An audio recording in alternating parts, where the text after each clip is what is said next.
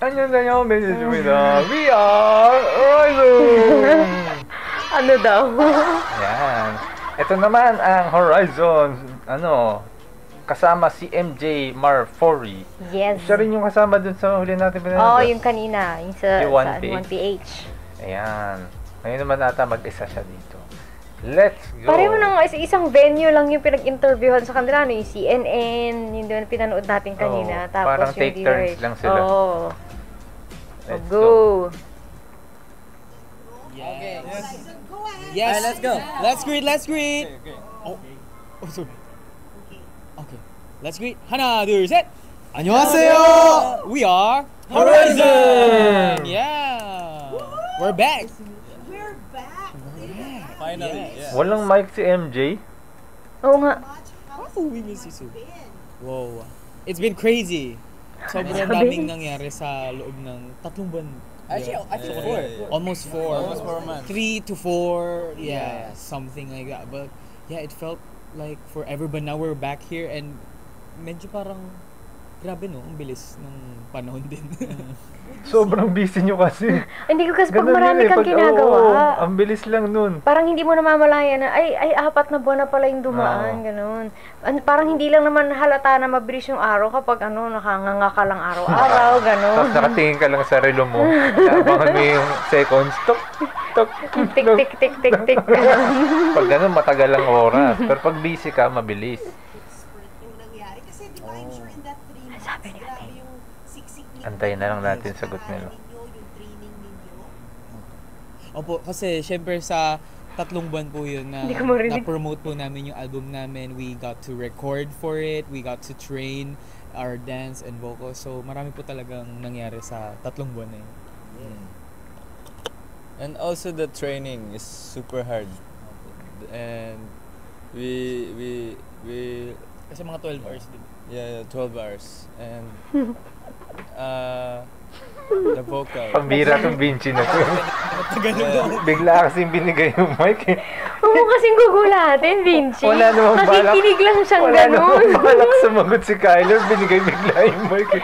Nagulat. Nakikinig lang siya sa'yo, initignan ka lang niya, ganun. Bira. Paying attention lang. Pwede tayo mag-Tagalog. Ano po, yung Pwede tayo mag-Tagalog. vocal po namin talagang tine-training din po namin para mas gumanda po lalo. Tsaka yung pag ano po namin, yung bawat yung linya po ng mga member. blocking.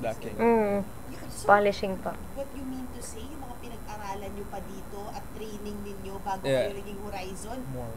More pa po. Marami Yes. pa kayong bagong Yes. natutunan. Such as? Yan, ipasa natin to sa mga I think tagapagsalita. like super duper like the main thing that really changed was like syempre dati we didn't know how to like speak Korean or read Korean. We don't really like di pa kami maalam masyado doon. Pero like the biggest change now is all of us can read Korean now and of course we try to we try to converse like one way or another with like the staff or with anyone Magandang really. practice Just, kasi like, yun. simple phrases is enough but syempre we're still on the road to conversational Show us Korean. your skills. I think this is the best. Alam mo yung tatay niya na proud, nak, dali na. Kanina pa to si Vinci eh. Kanina napasubo si Kyler. Ngayon naman sinusubo niya ito si Marcus. Dali na, magsalita ng Korean na. Kaya Ganon. i-flex natin yan. Wala. Ay, Pakitaan natin siya ng Hindi, ito talaga. Okay, ito Sabi sa'yo, stage that do eh. Yan talaga yan, nakapakitaan mo, nak, dali. talaga yung default. Ito na siya. Ito Kung na yari, siya. let's pretend we're performing. 안녕하세요. Let's pretend we're in stage, Yeah, okay? okay, we're And in we're stage. sweating. 여러분들 앞에서 무대를 하게 되어 정말 기쁘고 행복합니다. 여러분들도 축제 잘 즐기고 계시죠? And it basically what that means, I always say it, especially in our first performance, like as Horizon, we were in like, we were like performing in like a school, and basically that's what I said. It basically means like it's so nice to see the audience while we're performing is very fun, and I ask them if they enjoyed the performance. Yeah. It's basically Parang what it means. naka-template na siya. No. Yeah. Oh, it's almost, He got it. almost. He got it. Oh, grabe. How about Still you guys learning. at the back? They're struggling. May nananahimik daw sila. Huwag niyo daw silang guluhin. Huwag niyo silang guluhin. Vinci, pumili ka ng sasagot doon sa likod. Oh, yeah. Okay. Nabasa na po yan. Well, yung sa akin po talaga, matagal na po ako marunong magbasa sa Korean.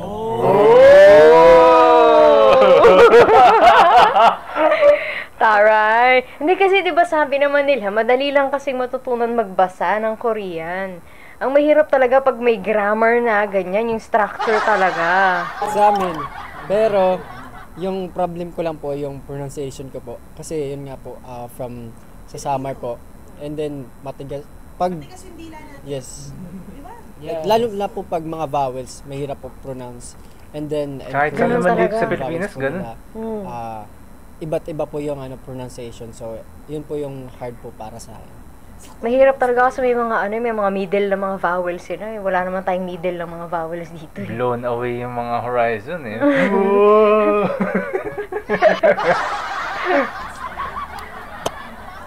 Madugo, yung medyo napaiyak na kayo. Ano-anong aspeto ng training niyo? Sa tingin ko, yung dancing po namin nun. Kasi yung dancing po talaga namin, parang 12 hours po yung time. Mahirap. yung training Maano namin. naman And kasi then, talaga, taxing naman din talaga sa Mahirap katawan talaga yun. yan. Ako nga, nung nakaraan, parang may titignan ko yung choreography. Gusto kong gayahin yung choreography ng Lovey Dovey. Tinigilan ko na lang. Wag na lang. Ganun. Magti-tiktok ka. Hindi. Hindi, parang ginagamit ko siya, parang alam mo yung parang cardio exercise mo, ganun, sayo-sayo ka, ganyan. Pero parang nung nakita ko yung choreography, pinapanood ko, ginagaya ko, wag na, mag-jogging na lang ako.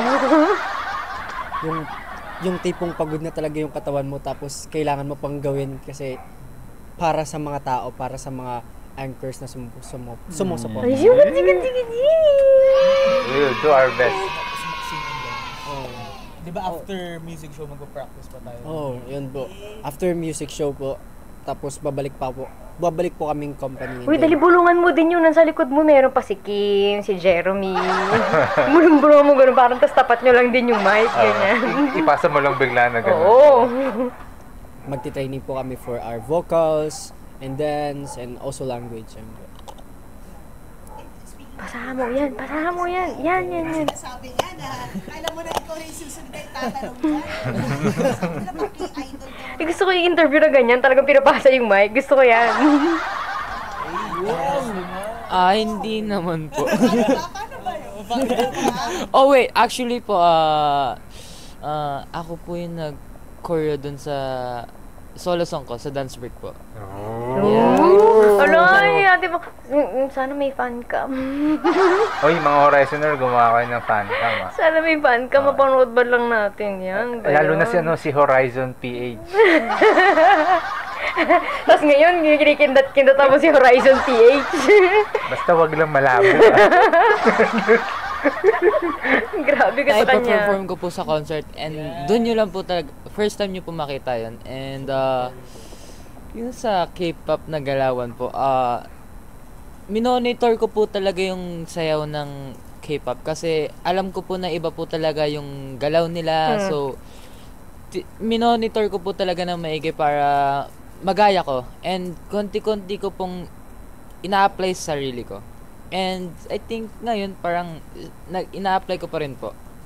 Performance leader yan. Siyempre, performance leader. Ganun talaga yung mga performance leader. Meticuloso sa mga sayawan yan. Oo, hindi kailangan talaga sharp yung mga ganun mo, mga ganun. Kaya nung napansin niya si Kyler, kulang ka sa ganun. Pero grabe, no? Kasi yung trajectory ninyo, guys, talagang ang bilis, di ba? Hindi mo masasabi na ganyan kabilis yung naging... Your story is your story, and it's commendable, right? So, Ang hina kasi, ako kung naririnig ng mga ng mga nanonood sa atin, sabi niya kasi yung parang commendable nga yung sila, yung story din nila. from that, how do you feel na ang trato rin sa inyo ng mga Pilipino doon, talaga tinitilian tayo hanggang South Korea, any memorable, starting with you, Jerome, kahit ipasa mo after yung mic. Ano yung parang nagulat kayo na, oh my God, nandito tayo sa Seoul, nandito tayo sa Korea, Diba? Tapos tinitilaan din tayo. I think yung Uy, para po dumadami salita ni Jeremy. Gusto ko yan. sa akin yung pinaka-memorable po yung nag-basking kami. It's our first time basking and parang Yung puti. nag-promote po kami Yung ba yun? and hindi po talaga namin Ay, dun sa inasahan mga na ano, Baka yung kulay blue. Baka yung kulay blue, sabi niya nag-promote daw sila eh. Tinan mo nga. punta po doon na may mga May mga Pinoy din yeah, po may doon. mga Pinoy rin po. Sobrang dami rin pong Pinoy doon and mga Korean. Yeah, and we're Korean? Hindi ko siya sigurado. Eh, baka mga sila, mga Americans. Di may French din kasi, di ba, doon. so happy kasi pumunta po sila and pinanood po kami and nagsigawan na rin po sila. Actually, nakarating dito yung news item na yun. Na yun, yung nag-busking kayo. Diba? Ay, dun sa mga nakakaalam, saan sila unang nag-basking? Yung ba yung nakaputi sila? Alam ko yung nakaputi, di ba? Yun nga yung una mas natin nauna ginawan yun, eh. oo. Pero may Pero hindi- nas na una pa ba Pero dun? hindi natin alam kung may mas nauna Oo pa nga eh. doon. Oo. Basta sobrang dami yung kinilig. Alam mo, Ayan na si Limino. Yun na yung bago niyang tawag. Bago mong tawag sa kanya. Si Limino. tapos na hanggang dito yung success. Na parang sa alam mo yung parang mga ating na proud. Yun yung feeling namin. Yung, Go ahead. ikwento mo yung sa music show. Oo, yan na yung daddy nila. Ikwento mo yung ganito. Dali. Alam mo ko kay Benji. Sa'yo yung taga dali kwento mo yung mga ganito. Siya yung taga-dikta eh. Oo.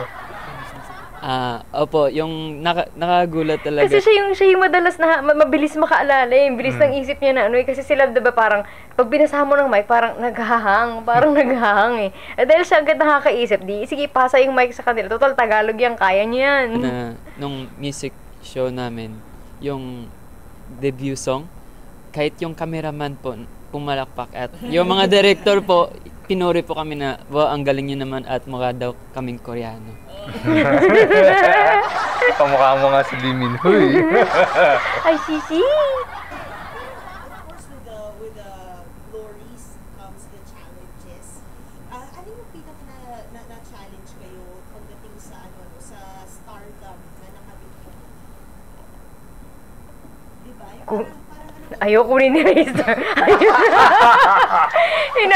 Inaabot din yun. Hindi niya napapansin yan. Wala ko eh. Kukunin yan. Hindi siya ready. gusto kayong girlfriend o diba, mahal sa buhay o ano ba? Para po sa akin yung mga trainings po namin. Kasi, yun po, bawat isa sa amin nag-training po. Vocally, and sa rap, and sa dancing po. And ayun po, parang napagdaanan po namin lahat ng hirap para po mag-improve as much as we can. And ngayon, nakita po namin na napakalaki po talaga ng improvement namin. And, Hindi habang yun. Talagang, ang laki talaga ng improvement Oo nila. naman. Ano lang eh, yung panoorin mo lang yung mga performance nila, kada perform nila, iba na agad eh. Iba na agad yung dating nila. na, ano po namin na sa whole range of time po na nandun po kami sa Korea. Iba sila sumagot pag Tagalog na yung, kasi syempre parang diba kasi medyo mas madali na yan kaysa sa Korean. Parang mas na-express talaga nila yung mga bagay-bagay. Sa apat na to, Si Razer, ba't ayaw mo tumingin pag may mic?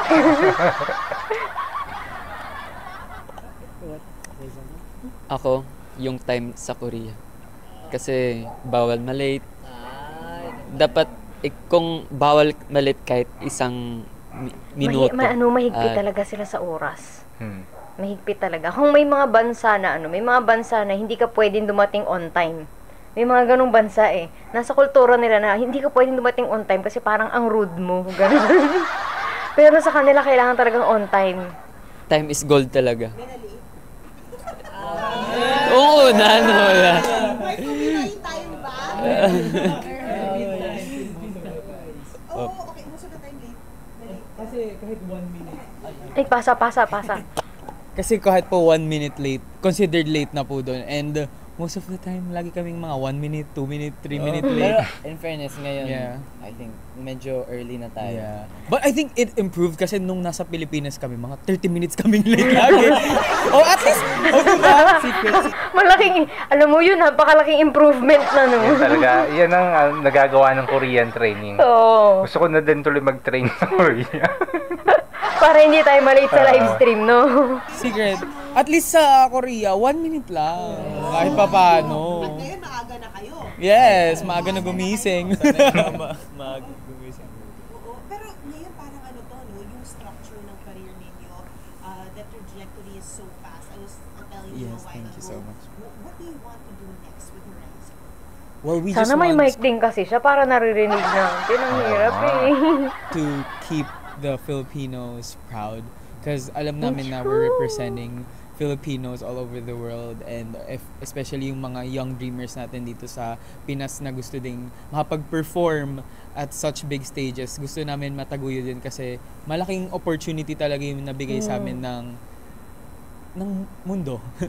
Na makapag-perform kami sa mga ganong stages na yung mga dating idolo lang namin nagpe-perform din. Oo, bring mo yung mga ano nila, di ba? Sila fan.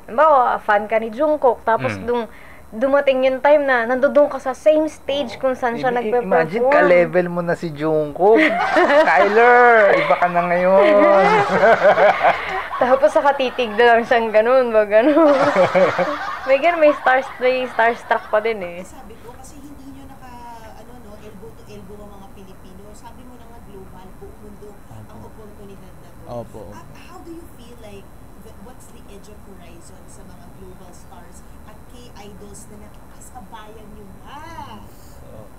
Well, I think definitely like when we were like nung first time namin sa music show, super overwhelmed talaga kami. Kasi syempre It was scary, it was like the language lang, 'di ba? Like we have to be alert, and then seeing our idols, the K-pop groups there, that's how we realized that okay, we're representing the Philippines. Yeah, and we have to do Pero everything. they were like, we really saw how great the Korean industry is in general, and like how the K-pop groups were. Ano, ang Kung tawag gaano dyan? sila ka-hard working. Oo, talaga. ang tindi ng competition dyan, grabe. Iba yung hard work. Yung hard work na sinasabi natin dito sa bansa natin, iba pa yun doon, yung meaning doon sa Oo, kanila. parang yun, yung pagiging late. Yung sa kanila, late sa kanila, 1 1 minute. minute. Sa atin, 30 minutes. Buti ako 30 minutes lang, minsan isang oras pa. Diba? Good luck. Very were very like good, like when we watched them. That's why we were very inspired, and yeah, I think sorry. Kayo nung K-pop, Edge natin na, the like, edge, yeah. Like, what do you And I think from my perspective, like our goal, like for the future, is to get back out there, and we were very close actually, but hopefully like we get to bring back home like an award, like that's Oo, that's kasi the diba sa goal. mga music shows, ay mali, ito. Diba sa mga music shows, kasi may mga ano yan, may parang competition siya eh, diba? Ganon. K-pop group yung naisip nyo na parang nung nakita nyo, teka lang, totoo na to. Kasi syempre ang hirap ang pinagdaanan nyo, pero biglang nung nakita nyo, di ba minsan may gano'n yung, teka lang ha? Grabe. Oo, parang dibdib ko na ito. For me talaga si Jungkook Sunbeonyim, si Jungkook. BTS. From BTS, grabe. And Nakita pa natin si Taeyong. And yeah, si Taeyong din nandun din. Talagang doon sila interesado eh, no, kay V. Ikwento mo kung paano natin aksidente siya na. Actually, nung papunta na po kami sa the waiting area, di ba? Yes, sa Dagishield. Yeah. Nakasalubong po namin siya. Kasi, Casual. yes po. Talagang, si V ba yan? Sabi po namin. Ay, oo nga, si Teo nga. Yan, parang na-starstruck po talaga kami. Tapos, yun po yata yung time na umakyat siya sa stage, tapos sinamahan niya po si Jungkook sumayaw ng pinapromote niya pong kanta, yung which is yung 7, yes. Yun po, after po nun talaga, yun, nagulat din yung mga ibang membro. Yun po. Kasi dito kasi 'di ba, parang ano lang, out of reach talaga 'yun. Oo Out naman. of reach. As in ano ba, fan ka, ganun.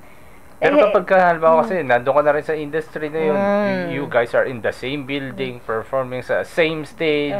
Pag ano kasi nagkakasalu-salubong na lang kayo dun eh. Pero dahil nga kasi 'di ba, parang kakapasok na tapos first time pa nila 'yun. Yung talagang nga, parang ganun. Yeah. Jerome, anong reaction mo nakita mo si Teo, si Jungkook? Sobrang nagulat po ako kasi hindi ko po talaga inaasahan na magkakakita po kami sa isang way. And sobrang saya ko po kasi isa po sila sa mga idol ko. Ito na nga di ba? Kasi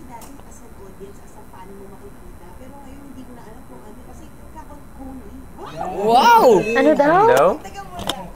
Share ko lang. Uy, Uy, ayan. si Raster na. Nag-volunteer. Nag-volunteer na siya. Actually, minsan talaga sinasabi sa amin na mag-act kaming idol na dapat di kami maging fan, ganon.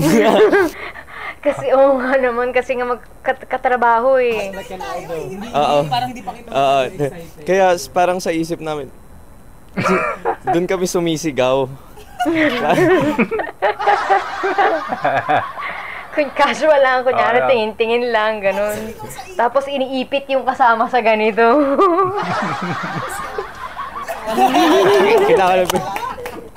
Kaya pa, ako po, never po ako naka-experience ng parang K-pop concert. Tapos, nakita ko sunod-sunod na mga sikat na K-pop idol nagpo-perform. Yun, kaya yung reaction ko sa isip na lang.